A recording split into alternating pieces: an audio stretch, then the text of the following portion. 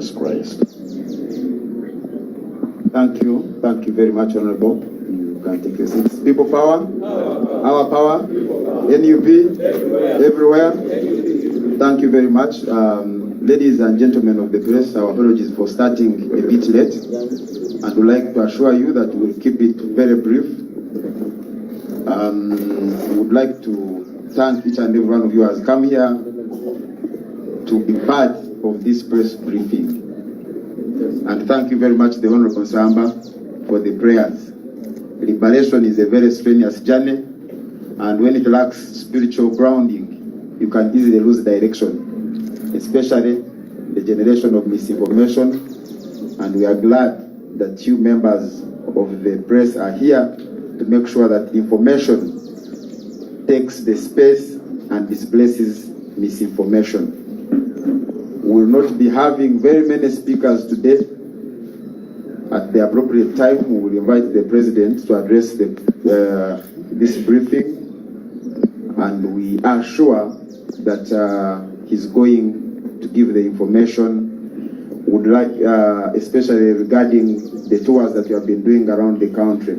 But even before he does that, we would like to thank the people of Uganda, wherever we have been and wherever our President has been, for the warm reception. And it is evidence that the population is ready and ripe for change.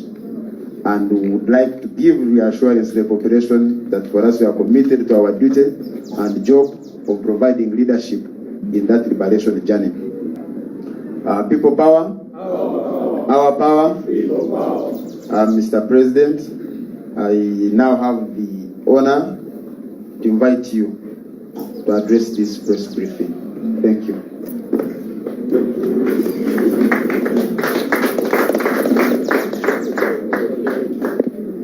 Thank you very much, Comrade BK. Please take your seats, ladies and gentlemen. People power. Our power. NUP. Everywhere. Thank you.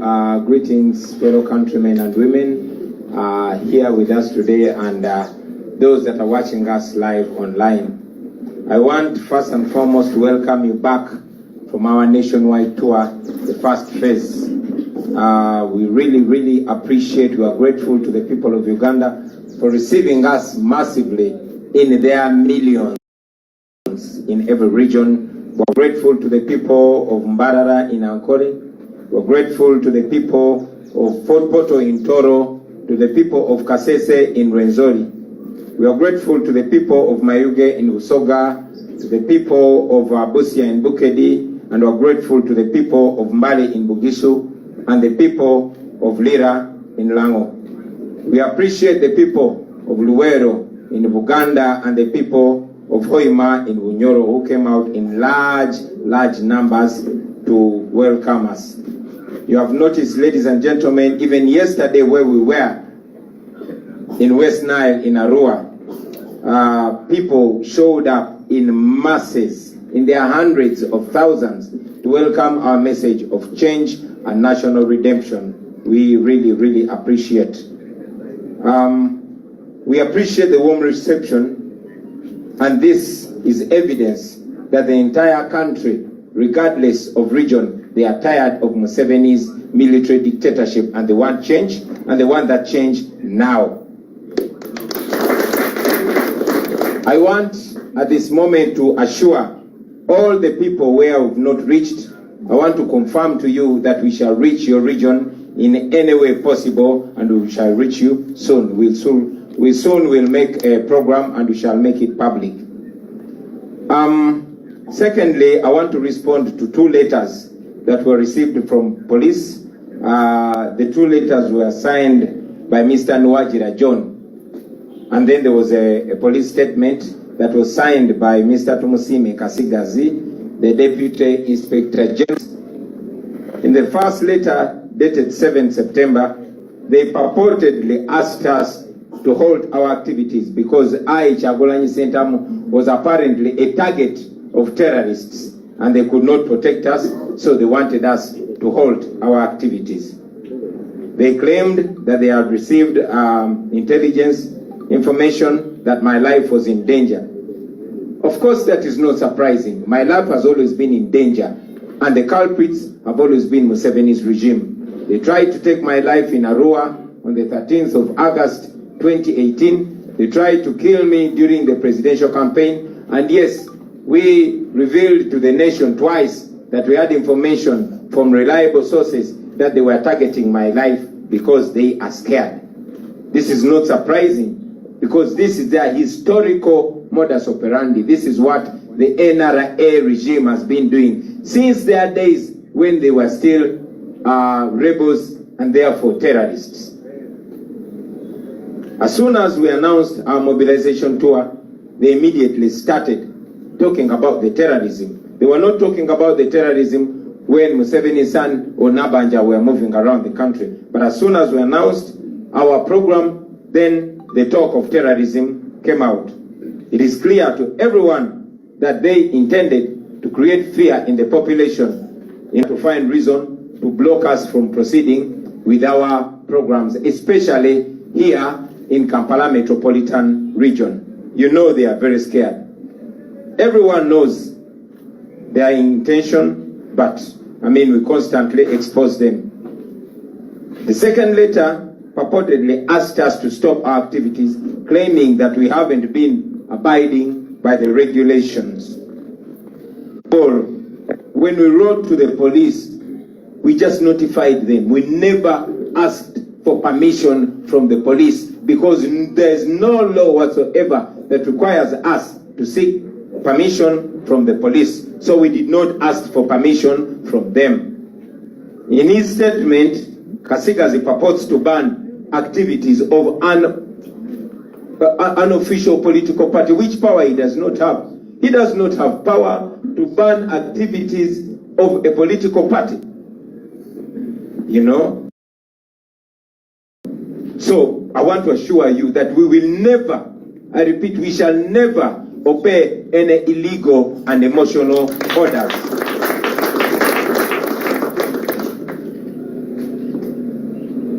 Secondly, they say that we have been blocking traffic. That is laughable, ladies and gentlemen. Our people have been very peaceful, like you saw. We have always ensured that road users use the road peacefully, and our activities have been giving freedom to everybody to drive. Our people have been peaceful, like we said, but interestingly and ironically, the people that have been blocking roads for hours now are calling us out for blocking roads. You have seen Museveni, his son, his daughters, and his hunger zone blocking roads with impunity for hours, including here in the city center. Museveni himself blocks roads for hours with impunity. We have also seen Museveni's son blocking public roads here in Kampala just because he's celebrating his birthday.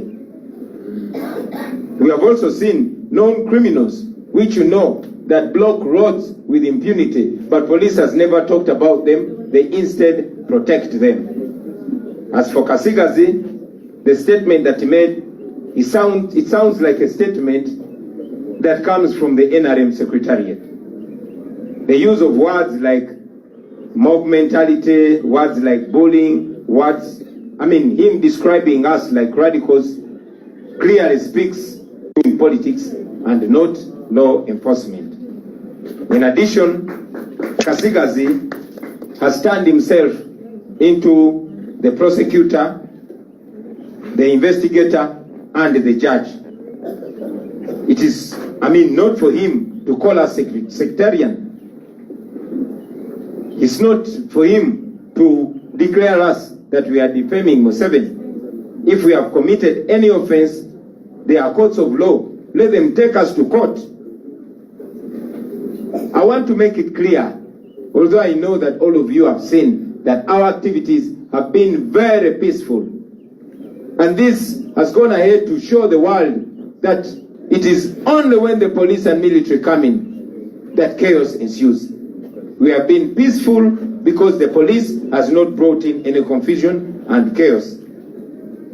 Even the one road accident that happened, the incident that happened in Hoima, was purely a road accident. Of course, we sympathize with the family of the victim, and we pray that the soul of our brother rests in eternal peace. So let me make these very clear comments. First, the police is exercising double standards and lack of independence. This is seen in their actions, and it only speaks of fear. They are scared because they know the truth. They know the people are tired of them, and they are clearly working for the regime and not for the people of Uganda. They started with the fake terror reports. When they failed, now they are bringing other excuses. I want to assure the nation that our business first and foremost is to remove the regime in power, because that's the excuse they also gave. Yes, we want to remove Museveni's regime. We don't pretend about it, because it is illegitimate. It has violated every constitutional principle, and it's upon us to remove that regime. Article 3 of the Constitution empowers us to do what we have to do to restore our constitutional order. So we are within the Constitution. If you disagree with us, if you think we are breaking the law, we are ready to face the courts of law. I want to also reiterate that the police has no right to give any permission as indicated in their letter. We are only required to notify them, and we continue to notify. We have notified them in the past, and we shall continue to notify them. We don't seek for your permission, Mr. Kasigazi, because you have no power to permit us. We have that right within the law, and we shall continue exercising it. I also want to reassert that the police is not a court. If they claim that we committed any offenses like defamation or promoted sectarianism, then let them go to court. We shall meet them in court. I want to remind the country and to debunk their tribal talk. You all have been seeing me live with my team. We have given the same message to every region in the country. The same message in Akole, the same message in Toro, the same message in Busoga, the same message in the north, and the same message here in Uganda. It's only when we came here in Uganda that they decided to brand us sectarian, but it's the same message that we have been giving. And you all notice that those who practice tribalism and sectarianism get very scared when we condemn tribalism and sectarianism. Museveni and his regime are the masters of tribalism and sectarianism. And this is an issue that they've intimidated every Ugandan not to talk about. Well, not Shagulan.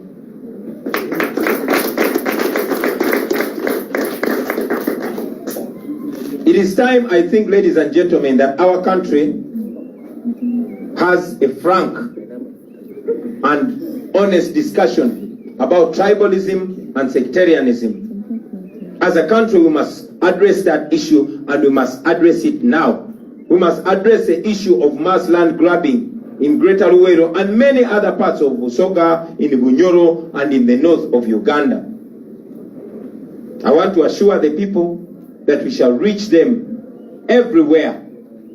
We shall come to you. Don't be intimidated by these criminals, because they are not enforcing the law, but they are only trying to ensure that the regime survives. I want to thank you very much for listening to me. Katika mbize ne mu Luganda musobole okuntegeera obulungi. Basebo ne bannyabo twagala okubeebaza olw'okujja wano leero. Twagala okutwala omukisa guno okuliisayo bannaffe bonna gye twabadde mu nationwide tour.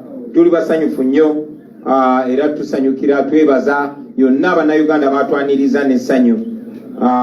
Twebaza abantu b'Omwankole gye twali Embarara, twebaza abantu b'e Fort Portal mu Tooro, twebaza abantu b'e Kasese mu Lwenzori, twagala okwebaza abantu b'e Mayuge mu Busoga, abantu b'e Busia mu Bukedi, twebaza abantu b'e Mbale mu Bugisu n'abantu b'e Lira mu Lango, twagala okwebaza abantu b'e Luweero mu Buganda n'abantu b'e Hoima mu Bunyoro, twagala n'okwebaza n'amaanyi abantu ba Arua mu West Nile olw'okutwaniriza n'omukwano. Milioni ne milioni z'abantu basebo ne banyabo mwalabe batwanirizanga emitwalo n'emitwalo gitwaniriza mu buli kitundu kye tutuukamu. Ekyono tekitwala lightly. Mwebale nnyo bannange, mwebalire ddala. Yonna gye twatuuse mwalabye nti abantu batwaniriza n'essanyu nga tebaaniriza ffe ng'abantu abazze, wabula nga baaniriza message ey'enkyukakyuka, message y'okwenunula, era bakimekize clear tibakoye Museveni ne gavumenti ye ey'ababbi ey'abatemu. Okutwaniza kye twogerako titetwogera ffeka, wabula n'eggwanga lyonna liyimiridde naffe. Twagala okukakasa abo bonna gye tutanaba kutuuka titujja batuukako mu ngeri emu oba endala, era mutulindirire, tuli mu kubo tujja. Ekyokubiri,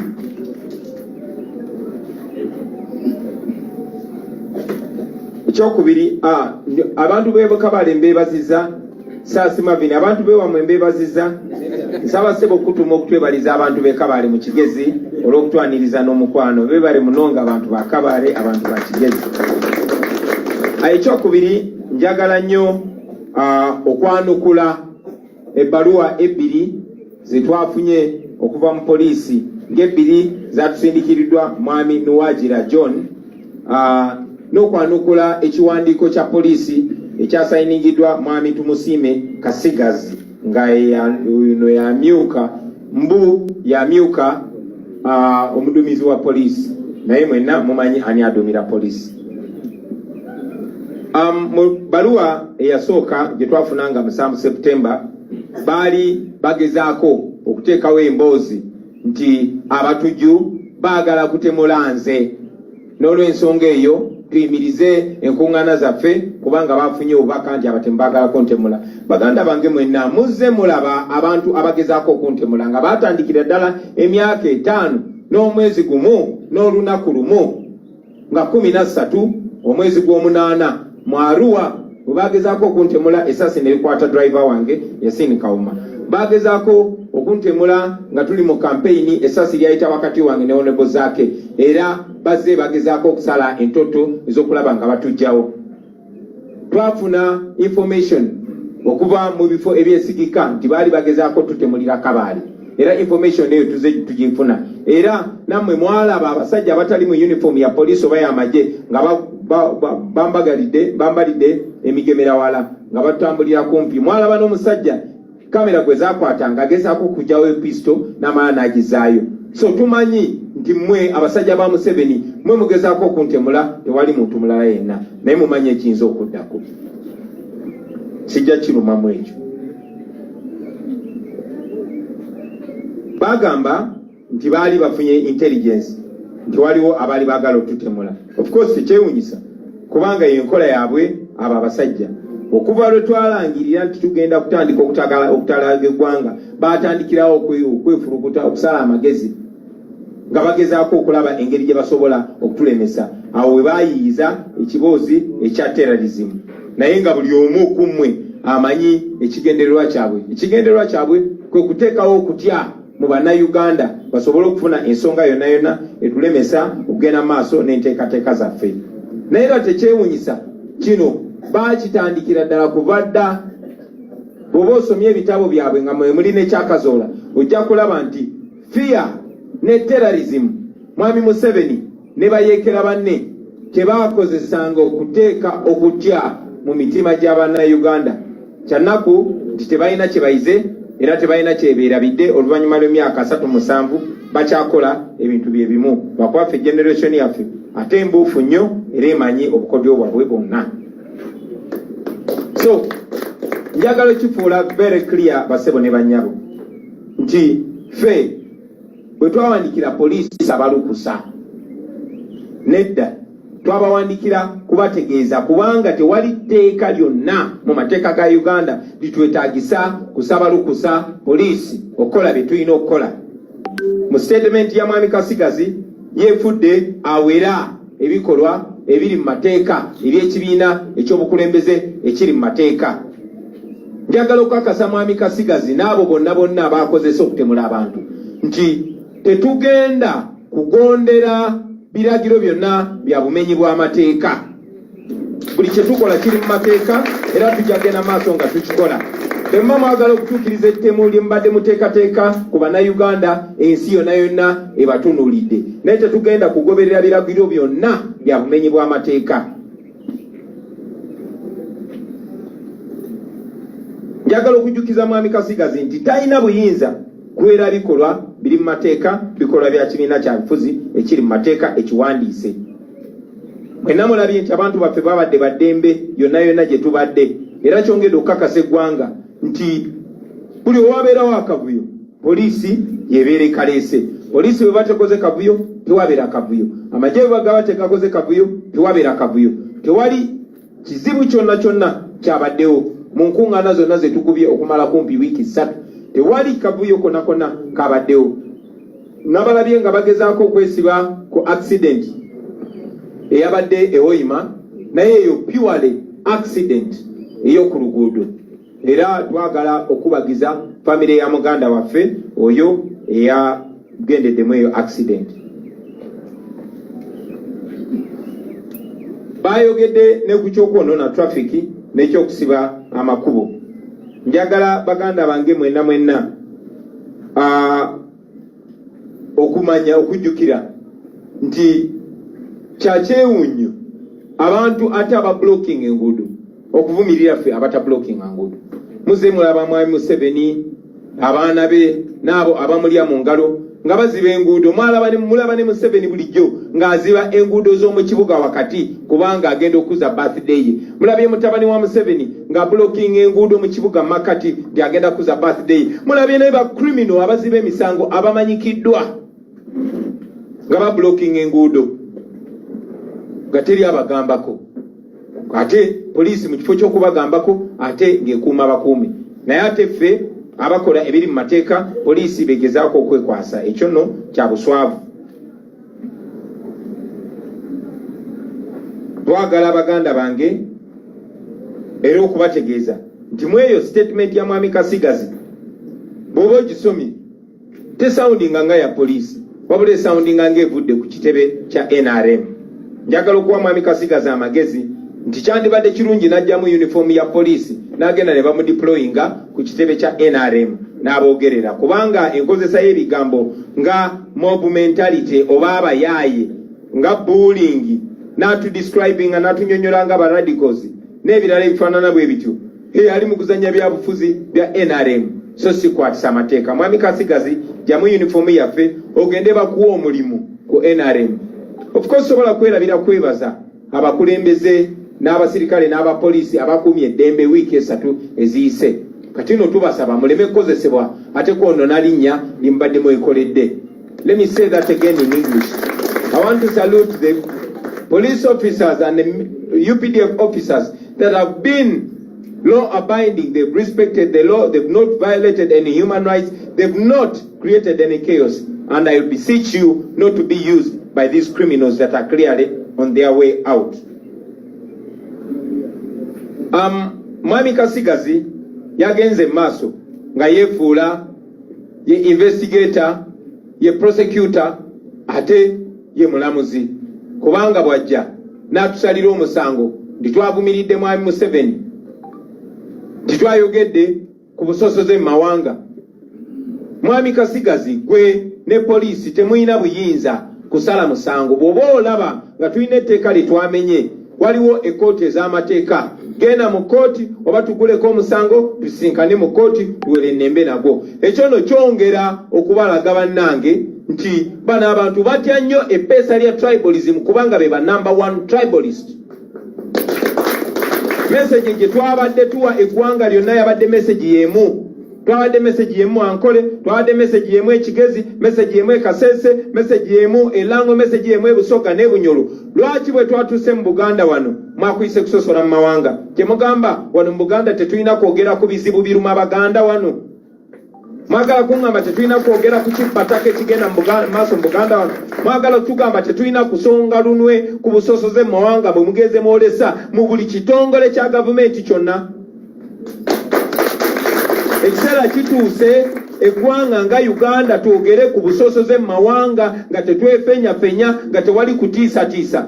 Njagala okozesa omukisa guno kana akabanga kubanga befudde abawera enkuŋŋaana zaffe kuba balabye nga tugenda kutambula tulina convention e Canada era ngenda gendayo nsisinkane abakulembeze baffe ne bannayuganda bali Canada naye mu zino wiiki ebbiri zesigenda kubaawo njagala okusaba mwenna bannayuganda mukitekinge upon yourself lime kubeera ddoboozi lyange nga Kyagulanyi oba ddoboozi ya NUP mwenna njagala mugyeyo obusosoze mu mawanga obuli kunze ng'omuntu bwe buba nga we buli mugyeyo n'obusosoze mu mawanga obuli mu buli kitongole kya gavumenti kyonna mwe abali ku social media musobola okikola njagala okubasaba mukube tooki kubanga kino kyammwe nga bannayuganda mulabise then oluvannyuma lw'ezo wiiki bbiri njagala batubuulire nze ne Mwami Museveni ne gavumenti ye baani ba tribalist abatuufu.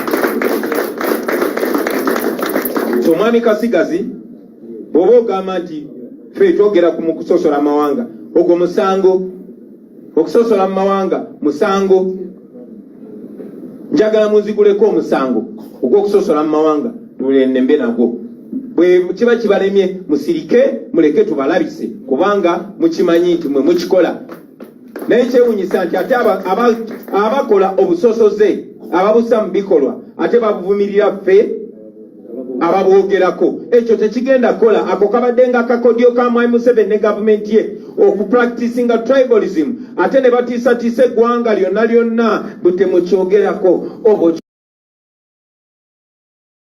kyogerako bajagamba oli tribalist nja kukyogerako njagenda maaso kyogerako njagala n'obasaba mwenna mu Uganda mukyogereko mulabise buli omu nange nga mwendi bwabawo omuntu omusosoze mu mawanga ekiseera kituuse twogere ku nsonga eyo nga baagulu basebo ne banyabo njagala okwongera okukatiriza nti bano abasajja baagala nnyo okweka okutya kwabwe mu bintu eby'enjawulo basooka kuleeta obufere obw'abaterrorisiti ekyo ne kiyiika bagamba nti baagala gozita ekyo ne kiyiika kakati beesibye mbu ku traffic ekyo nakyo tekimekinga makulu nkakasa nti mu wiiki ebbiri zetugenda okuwummulamu bajja kuleeta ebibuuzo ebirala byanjawulo njagala okubasoomoozamu abapoliisi nammwe abasirikale si abapoliisi abakuuma amateeka naye gwe Mwami Kasigazi tumusiime kubanga kati Kasigazi tumusiime ye handala wa Museveni omupya eva abadde nga alina gwalondayo n'akozesa okutulugunya bannayuganda kati Kasigazi ye mupya twagala obeeyo owe ensonga ezisimba bwe ziba zikulemye tula wansi onywe ku mazzi njagala okujjukiza abannayuganda mwenna n'obakakasa nti tugenda batuukako mu buli ngeri yonna tugenda batuukako mu buli kitundu kyonna tewali teeka litugaana babadde beesi yes mu baluwa ye yayogedde ne ku ky'okuggyako gavumenti ya Museveni titugezaako okuggyako gavumenti ya Museveni yes tetukikweka twagala kumaamulako gavumenti ya Museveni ey'ababbi ey'abatujju ekyo tekimenya amateeka kuba gavumenti ya Museveni teriiko mu mateeka era akawaayiro namba 3 akasemateeka kawa buli munnayuganda yenna obuyinza in fact si buyinza okawabula akatutika obuvunaanyizibwa okuzzaawo constitutional order okuzzaawo enfuga ey'amateeka n'olw'ensonga eyo ekyo kye tuliko ate tetugenda kulekeraawo paka nga Museveni tumaze omugyamu entebe yeyekyangiramu njagala okukiddiŋŋana basebo ne banyabo kibeere very clear nti poliisi teyina buyinza bonna kuwa muntu lukusa tewali muntu alina kusaba lukusa poliisi okukola byalina okukola naddala nga biri mu mateeka wabula tulina gitegeezaako obutegeeza ekyokubiri twagala okukakasa bannayuganda nti poliisi si kooti Mwami Kasigazi toli mulamuzi oli just wa poliisi n'olw'ensonga eyo toyina yadde n'obuyinza kutaputa byenjogedde n'ogamba bisosola mu mawanga ekyo kiraga nti otidde kiraga nti mutidde kiraga nti tubakutta ababaluma era njagala okiddamu let me say this again in English we are going to be away for 2 weeks. I am traveling to Canada to attend a convention and meet other Ugandans there.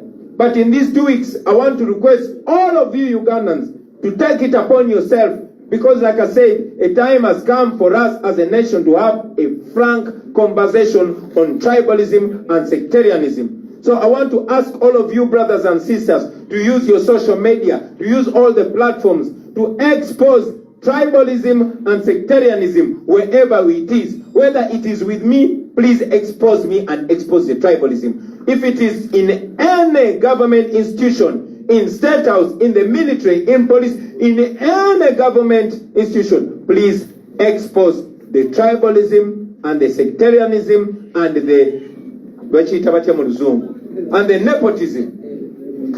Expose it.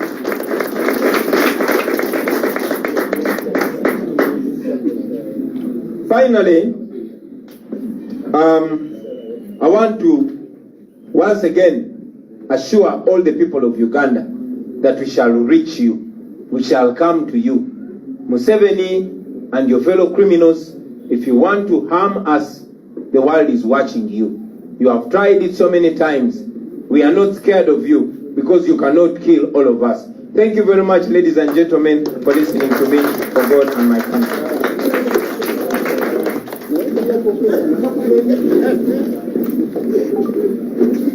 People power? Our power?